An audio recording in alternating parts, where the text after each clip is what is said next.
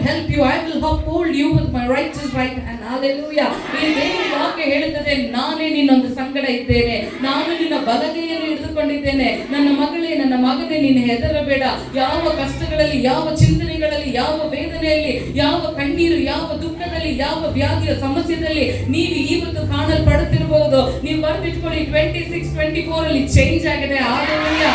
ಯಾಕಂದರೆ ಆತನ ಆಧಾರದ ಬಲದ ಕೈ ನಿಮ್ಮನ್ನು ಹೊತ್ತು ಸಾಗುತ್ತಿದೆ. Hallelujah.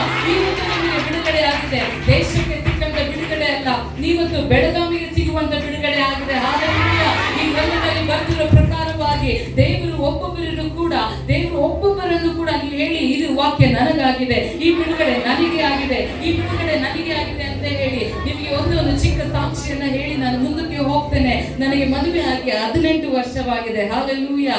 ನನಗೆ 15 ವರ್ಷದ ಮಗಳಿದ್ದಾಳೆ. ಆದ್ರೆ ಅದಾದ ನಂತರ ಸೇವೆ ಮಾಡಕ್ಕೆ ಯಾರು ಇಲ್ಲ. ಸೊ ನಾವು ಪ್ರಾರ್ಥನೆ ಮಾಡ್ತಾ ಇದ್ವಿ, ಬಟ್ ಆಗಿಲ್ಲ. ಅವಾಗ ಡಾಕ್ಟರ್ಸ್ ಇಲ್ಲಿ ಯಾರಾದ್ರೂ ಮೆಡಿಕಲ್ ಫೀಲ್ಡ್ ಅಲ್ಲಿ ಇದ್ರೆ ನಿಮ್ಗೆ ಗೊತ್ತಾಗುತ್ತೆ. ಡಾಕ್ಟರ್ ಹೇಳಿದ್ರು ನನಗೆ ಥೈರಾಯ್ಡ್ ಇದೆ ಅಂತ ಹೇಳಿ, ನೀವು ಇಮ್ಯಾಜಿನ್ ಕೂಡ ಮಾಡಕ್ ಆಗೋದಿಲ್ಲ. ಐ ಹ್ಯಾಡ್ 27.8 ಮಿನಿಮಮ್, ಮ್ಯಾಕ್ಸಿಮಮ್ ಇರಬೇಕಾಗಿರೋದೇ 5. ನನಗೆ 27.8 ಇತ್ತು. ಸೊ ನಾನು 93 kgs ಇದ್ದೆ. ಸೊ ನನ್ನ ಫುಲ್ ವೆಯ್ಟ್ ಗೇನ್ ಆಗಿದೆ. ಡಾಕ್ಟರ್ಸ್ ಹೇಳಿದ್ರು no possibilities at all. So age bar ಆಗ್ತಾ ಇದೆ, ಯು ಕ್ಯಾನ್ ನಾಟ್ ಕನ್ಸೀವ್ ಅಂತ ಹೇಳಿ ಡಾಕ್ಟರ್ ಹೇಳಿದ್ರು. ಆದ್ರೂ ಕೂಡ ನನ್ನಲ್ಲಿ ಎಲ್ಲೋ ಒಂದು ನಂಬಿಕೆ ಇತ್ತು. ಈ ವಿಷಯ ಗೊತ್ತಾಗಿದ ತಕ್ಷಣ ನಾನು ಬಹಳ ಕುಗ್ಗಿ ಹೋದೆ. ನನ್ನ ಮನಸ್ಸಲ್ಲಿ ತುಂಬಾ ಸೋತ್ ಹೋದೆ. ಅಯ್ಯೋ, ನನಗೆ ದೊಡ್ಡವರಿಗೆಲ್ಲ ಡಯಾಬಿಟೀಸ್ ಬರುತ್ತೆ, ನನಗೆ ಥೈರಾಯ್ಡ್ ಬಂತು, ನಾನು ಮಾತ್ರೆ ತಗೋಬೇಕಾ ಅಂತ ನಮ್ಮ ಪಾಸ್ಟರ್ ಅವರು ಹೇಳಿದ್ರು, ನೀನು ಡೈಲಿ ಮಾತ್ರೆನ ತಗೋ ಅಂತ. ನಾನು ಹೇಳಿದೆ ನಾನು ಮಾತ್ರೆ ತಗೊಳಲ್ಲ. ಅವ್ರು ಹೇಳಿದ್ರು ಅಟ್ಲೀಸ್ಟ್ 2 ದಿನಕ್ಕೆ ಒಂದ್ಸರಿ ಆದ್ರೂ ಮಾತ್ರೆ ತಗೋ. ನಾನು ತಗೊಳಲ್ಲ ಅಂತ ಹೇಳಿದೆ. ಅವ್ರು ಹೇಳಿದ್ರು ವಾರಕ್ಕೆ 1 ಸಾರಿ ಆದ್ರೂ ತಗೋ ಅಂದ್ರು. ನಾನು ತಗೊಳಲ್ಲ ಅಂದೆ. ಅವ್ರು ಅರ್ಧ ಮಾತ್ರೆ ಆದ್ರೂ ತಗೋಮ್ಮ, ನನಗೋಸ್ಕರ ನೀನು ಬದುಕು, ನೀನು ತಗೋ ಅಂತ ಹೇಳಿದ್ರು. Hallelujah. ಅವಾಗ ನಾನು ಹೇಳಿದೆ, ನಾನು ನಂಬುವ ದೇವರು ನನ್ನನ್ನು ಸ್ವಸ್ಥಪಡಿಸಲು ಸಾಧ್ಯ. Hallelujah. Hallelujah. ಸೊ ಈ ರೀತಿಯಾಗಿ ಈಗಾಗಲೇ 4 ತಿಂಗಳಾಯ್ತು ನಾನು ಹಾಸ್ಪಿಟಲ್. ನಾನು ಮನೆಯಲ್ಲಿ ಒಂದು ಚೆಕ್ ಮಾಡಿದೆ, ಯೂರಿನ್ ಟೆಸ್ಟ್ ಮಾಡಿದಾಗ ಪಾಸಿಟಿವ್ ಬಂತು. ನನಗೆ ಒಳ್ಳೆ ಸಂತೋಷ ಆಯ್ತು. ನಾನು ನನ್ನ ಯಜಮಾನಿಗೆ ನಾನು ತೋರಿಸ್ತಾ ಇದ್ರೆ ಪಾಸಿಟಿವ್ ಟೆಸ್ಟ್ ಬಂದಿದೆ ಅಂದ್ರೆ ಅವ್ರು ನೋಡ್ಬಿಟ್ಟು ಏನಕ್ಕೆ ನಕ್ಕಿದ್ರು ಗೊತ್ತಾ? ನಾನು ಅವ್ರನ್ನ ಸಂತೋಷ ಪಡಿಸ್ತಾ ಇದ್ದೀನಿ, ಅದಕ್ಕೋಸ್ಕರ ಸ್ಕೆಚ್ ಪೆನ್ ತೆಗೆದು ರೆಡ್ ಕಲರ್ ಸ್ಕೆಚ್ ಅಲ್ಲಿ ನಾನು ಮಾರ್ಕ್ ಹಾಕಿ ಕೊಟ್ಟಿದ್ದೇನೆ ಅಂತ ಅವ್ರು ಅನ್ಕೊಂಡ್ರು. ಬಟ್ ಅವರು ನಕ್ಕದಾಗ ನಂಗೆ ತುಂಬಾ ಫೀಲ್ ಆಯ್ತು, ಇವರು ಕೂಡ ನಂಬ್ತಾ ಇಲ್ವಲ್ಲ ಅಂತ ಹೇಳಿ. ಅವ್ರು ಹೇಳಿದ್ರು ನೆಕ್ಸ್ಟ್ ಡೇ ಮಾರ್ನಿಂಗ್ ನಾನು ಚೆಕ್ ಮಾಡ್ತೀನಿ ಅಂದ್ರು. ಮಾಡಿದಾಗ ಪಾಸಿಟಿವ್ ಬಂತು. ಡಾಕ್ಟರ್ ಹತ್ರ ಹೋದಾಗ ಅವ್ರು ಹೇಳಿದ್ರು ನೋ ಚಾನ್ಸ್ ಅಟ್ ಆಲ್ ಅಂತ ಹೇಳಿ ಕಳಿಸ್ಬಿಟ್ರು ನನಗೆ. There is no chance, you have high thyroid, how can it be, first go for a blood test ಅಂತ ಹೇಳಿ ಕಳಿಸಿದ್ರು. ನಾನು ಬ್ಲಡ್ ಟೆಸ್ಟ್ ಹೋದೆ. ನಾನು ನಿಮ್ಮ ಹತ್ರ ನಿಜ ಹೇಳ್ತಾ ಇದ್ದೀನಿ ಪ್ರಿಯರೇ, ನಾನು ಒಂದು ಮಾತ್ರೆ ಕೂಡ ನಾನು ತೆಗೆದುಕೊಂಡಿಲ್ಲ, ಒಂದು ಗುಳಿಗೆ ಕೂಡ ನಾನು ತೆಗೆದುಕೊಂಡಿಲ್ಲ. ನಾನು ಉಪವಾಸದಲ್ಲೂ ನನ್ನ ಪ್ರಾರ್ಥನೆಯಲ್ಲೂ ನಾನು ದೇವ್ರ ಹತ್ರ ಒಂದು ಮಾತು ಹೇಳಿದೆ, ನನ್ನನ್ನು ಸೃಷ್ಟಿ ಮಾಡಿದ ದೇವರು ನೀನಾಗಿದ್ಯಾ, ನನಗೆ ಕೊಟ್ಟಂತದ್ದು ನೀನೇ ಆದರೆ ನೀನೇ ಅದನ್ನು ತೆಗೆದುಕೊಂಡು ಅಂತ ನಾನು ದೇವ್ರ ಹತ್ರ ಕೇಳಿದೆ. ನಾನು ನಂಬಿಕೆಯಿಂದ ಇದ್ದೆ, ಒಂದು ಮಾತ್ರೆ ಕೂಡ ತಗೊಳ್ಳಿಲ್ಲ. ಅದಾದ ನಂತರ ಡಾಕ್ಟರ್ ಸ್ಕ್ಯಾನಿಂಗ್ ಬರೆದು ಕೊಟ್ಟು ಅವಾಗ ಹೇಳಿದ್ರು ಒಂದು ಹಾರ್ಟ್ ಬೀಟ್ ಕೇಳಿಸ್ತಾ ಇದೆ ಅಂತ ಹೇಳಿದ್ರು. ಅದಾದ್ಮೇಲೆ ಡಾಕ್ಟರ್ ಹೇಳಿದ್ರು ನಾನು 5 months ನಿನಗೆ ಯಾವ ಗ್ಯಾರಂಟಿ ಕೊಡಲ್ಲ, ಇದು ನಿನಗೆ ನಿಲ್ಲಲ್ಲ, ಇದು ಹೋಗುತ್ತೆ ಅಂತ ಹೇಳಿದ್ರು. ಕರೆಕ್ಟ್ ಆಗಿ 1.5 months ಆಗಿದ್ದೆ ನಾನು ಪ್ರೆಗ್ನೆಂಟ್. ಇವತ್ತು ಸಂಡೇ ಮಾರ್ನಿಂಗ್ ನಾನು ಚರ್ಚ್ಗೆ ಹೋಗ್ಬೇಕು, ನಾನು ವರ್ಷಿಪ್ ಲೀಡ್ ಮಾಡಬೇಕು. ನನಗೆ ಬ್ಲೀಡಿಂಗ್ ಸ್ಟಾರ್ಟ್ ಆಯ್ತು. ನಾನು ಅಂದ್ಕೊಂಡೆ okay my job is done, ನನಗೆ ಆಯ್ತು, ಅಬಾರ್ಷನ್ ಆಯ್ತು ಅಂದ್ಕೊಂಡು ಅಲ್ಲೂ ಕೂಡ ನಾನು ಬಿಡದಂತೆ ನಾನು ರೆಡಿಯಾಗಿ ನನ್ನ ಸಭೆಗೆ ಸರಿಯಾದಂಥ ಸಭೆಗೆ ಟೈಮ್ಗೆ ಹೋಗಿ ನಾನು ಆರಾಧನೆ ಮಾಡಿದೆ. ಸಭೆಯಲ್ಲಿ ಅಳ್ತದೆ, ಯೇಸಪ್ಪ ನೀನೇ ತಾನೇ ನನಗೆ ಕೊಟ್ಟಿದ್ದು ಅಂತ. ಅದಾಗಿ ನಾನು ಡಾಕ್ಟರ್ ಹತ್ರನೇ ಹೇಳಿಲ್ಲ, 1 ವಾರ ಬಿಟ್ಟು ಮತ್ತೆ ಹೋದೆ, ಟೆಸ್ಟ್ ಮಾಡಿದೆ, ಪಾಸಿಟಿವ್ ತೋರಿಸ್ತು. ಅದಾದ ನಂತರ 5ನೇ ತಿಂಗಳಲ್ಲಿ ಮತ್ತೆ ಡಾಕ್ಟರ್ ಹೇಳಿರೋ ರೀತಿಯಲ್ಲೇ ಹೆವಿ ಬ್ಲೀಡಿಂಗ್ ಸ್ಟಾರ್ಟ್ ಆಗೋಯ್ತು. ನನ್ನ ಹೋಪ್ಸ್ ಹೊರಟೋಯ್ತು. ಇಟ್ ಇಸ್ ಡನ್, ಮುಗಿದೋಯ್ತು. ಯಾಕಂದ್ರೆ ಅದು it was not a normal bleeding, heavy bleeding ಆಯಿತು. ನನಗೆ ಇನ್ನು ಸಾಧ್ಯವೇ ಇಲ್ಲ ಅಂತ ಹೇಳಿ ಎಲ್ಲರೂ ಮನೆಯಲ್ಲಿ ಹೇಳಿದ್ರು, ನೀನು ಬೇಜಾರು ಮಾಡ್ಕೋಬೇಡ ಅಂತ. ಆಗ ನನ್ನ ತಂದೆ ಒಂದು ಮಾತು ಹೇಳಿದ್ರು, ದೇವರು ಕೊಟ್ಟಿರುವುದಾದ್ರೆ ಅದನ್ನು ತೆಗೆದುಕೊಳ್ಳುವುದಿಲ್ಲ ಅಂತ.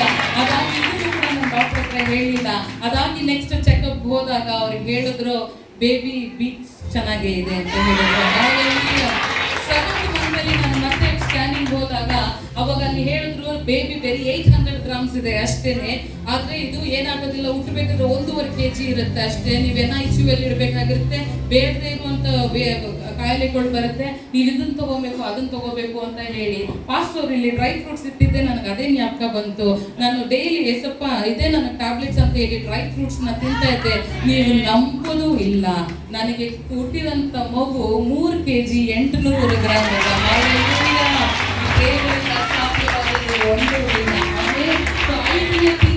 ಪ್ರೆಗ್ನೆಂಟ್ ಆಗಿ ಆ ಬ್ಲೀಡಿಂಗ್ ಆದ್ಮೇಲೆ ನಾನು ದೇವ್ರ ಹತ್ರ ಹೋಗಿ ಕೇಳಿದೆ, ಎಸಪ್ಪ ನೀನು ಕೊಡುವುದಾದ್ರೆ ನನಗೆ ಗಂಡು ಮಗುವನ್ನೇ ಕೊಡಬೇಕು, ಆತನ ಸೇವೆಯನ್ನ ಮಾಡಬೇಕು.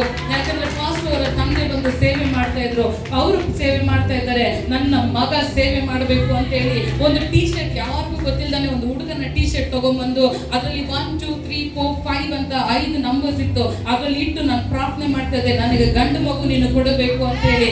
ಅದೇ ರೀತಿಯಾಗಿ 10 ವರ್ಷಗಳ ನಂತರ, ಎಷ್ಟು ವರ್ಷಗಳ 10 ವರ್ಷಗಳ ನಂತರ ದೇವರು ನನಗೆ ಮುದ್ದಾದಂತ 3 kg 800 ಗ್ರಾಮ್ ಇದ್ದಂತ ಒಂದು ಗಂಡು ಮಗವನ್ನ ದೇವರು ನನಗೆ ಕೊಟ್ಟಿದ್ದಾರೆ. ಹಾಲೆಲೂಯಾ. ದೇವರು ಈ ಚಿಕ್ಕ ವಯಸ್ಸಿನಲ್ಲೇ ಆತನಿಗೆ ದೇವರು ಆಲಯದಲ್ಲಿ ಸೇವೆಯನ್ನ ಮಾಡ್ತಾ ಇದ್ದಾನೆ. ನೀವು ಅನ್ಕೊಬಹುದು ಅವನು ಬಂದು ಮೈಕ್ ಇಟ್ಕೊಂಡು ಪ್ರಸಂಗ ಮಾಡ್ತಾ ಇದ್ದಾನೆ, ಇಲ್ಲ ಅವನಿಗೆ ಫಸ್ಟ್ ನಾವು ಸೇವೆ ಕೊಟ್ಟಿರೋದೇ ಕಸ ಗುಡಿಸು ಅಂತ ಹೇಳಿ. ಹಾಲೆಲೂಯಾ. ನೀವು ಅಂದ್ಕೊಳ್ಬೇಡಿ ನಾನು ಯಾವ ಸೇವೆ ಮಾಡಬೇಕು, ಸ್ಟೇಜ್ ಮೇಲೆ ಬಂದು ನಿಂತ್ಕೊಂಡ್ರೆ ಸೇವೆ ಇಲ್ಲ.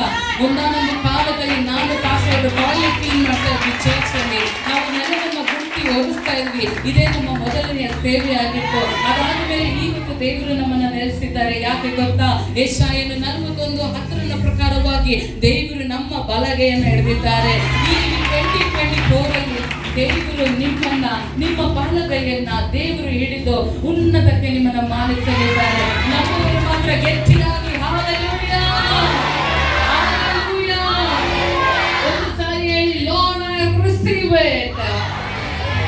ದೇವರೇ ನಾನು ಅದನ್ನು ಹೊಂದಿಕೊಳ್ಳುತ್ತೇನೆ, ನಾನು ಹೊಂದಿಕೊಳ್ಳುತ್ತೇನೆ.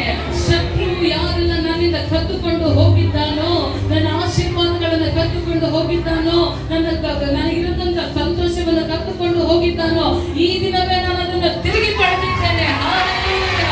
ದೇವರ ವಾಕ್ಯದೊಂದಿಗೆ ನೀವೆಲ್ಲರನ್ನು ಆಶೀರ್ವದಿಸಲಿ. Thank you so much pastor. I thank you so much for this opportunity that you have given to me. Thank you.